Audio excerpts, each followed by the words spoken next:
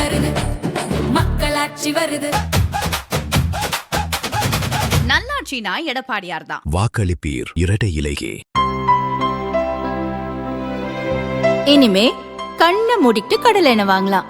ஏன்னா மந்த்ரா கடலை எண்ணெய் இதயத்தின் தயாரிப்பு. வறுக்க பொரிக்க ஏன் எல்லா சமையலுக்கும் மந்த்ரா தான். மந்த்ரா கடலை எண்ணெய், அபார ருசி, ஆரோக்கியமான உடல் நலம். அதிமுக தலைவரான என்டிஏ கூட்டணி உறுதியாக வெல்லும். முழுமையாக அத்தனை தொகுதியும் பிடிப்போம். பாரத பிரதமர் மோடிஜி அவர்கள் கோவை மாவட்டத்துக்கு வருவது, எங்களுக்கெல்லாம் பிரச்சாரம் செய்ய வருவது எங்களுக்கெல்லாம் மிகப்பெரிய பெருமை. பாரத பிரதமர் அவர்களும் எங்களது கழகத்துடைய பொதுச் செயலாளர், முன்னாள் முதலமைச்சர், வருங்கால முதலமைச்சர் அண்ணன் எடப்பாடியார் அவர்களும், அதே போல் கூட்டணி கட்சியுடைய தலைவர்களும்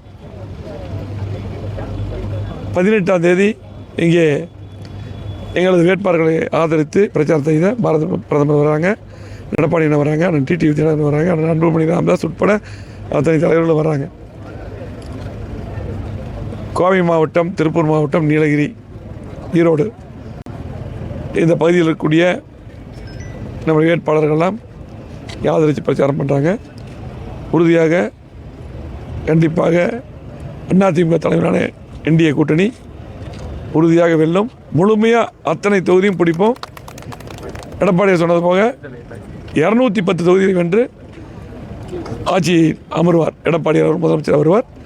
பாரத பிரதமர் அவர்கள் இன்றைக்கு உலக நாடுகள்லாம் போற்றக்கூடிய இன்றைக்கு மிகப்பெரிய தலைவராக இன்றைக்கு பாரத பிரதமர் மோடிஜி அவர்கள் கோவை மாவட்டத்துக்கு வருவது, எங்களுக்கெல்லாம் பிரச்சாரம் செய்ய வருவது எங்களுக்கெல்லாம் மிகப்பெரிய பெருமை.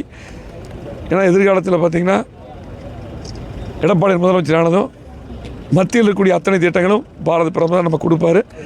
அவர் வருகை நாங்கள் அவளோடு எதிர்பார்த்துருக்கோம். கோவையில் குறி வச்சிருக்காங்க திமுக, அதை பற்றி கோவையெல்லாம் யாரும் ஒன்றும் பண்ண முடியாது.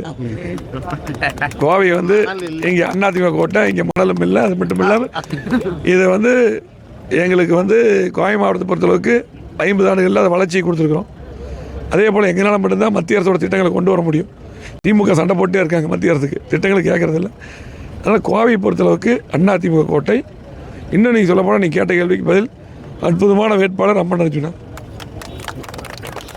அதிகமான திட்டங்கள் வருவதற்கு இங்கே இவ்வளோ திட்டங்கள் நம்ம கொண்டு வந்துருக்கிறோன்னா எங்கள் கூட அம்மன் அர்ஜுனும் ஆனால் அருண்குமாரும் 2 வேட்பாளர் பக்கத்தில் நிற்கிறாங்க. இவ்வளோ திட்டங்கள் வருவதுக்கு நாங்கள் தான் காரணம். ஆகவே அம்மன் அர்ஜுன் அவர்கள் மிகப்பெரிய வாக்கு வித்தியாசத்தை வெற்றி பெறுவார். அதே போல் மிகப்பெரிய தொகுதி, தமிழ்நாட்டில் 2வது தொகுதி அருண்குமாரான, அதே போல் மிகப்பெரிய ரெக்கார்ட் பிரேக்கில் அவருடைய வித்தியாசம் இருக்கும். வெற்றி பெறுவது உறுதி. நன்றி.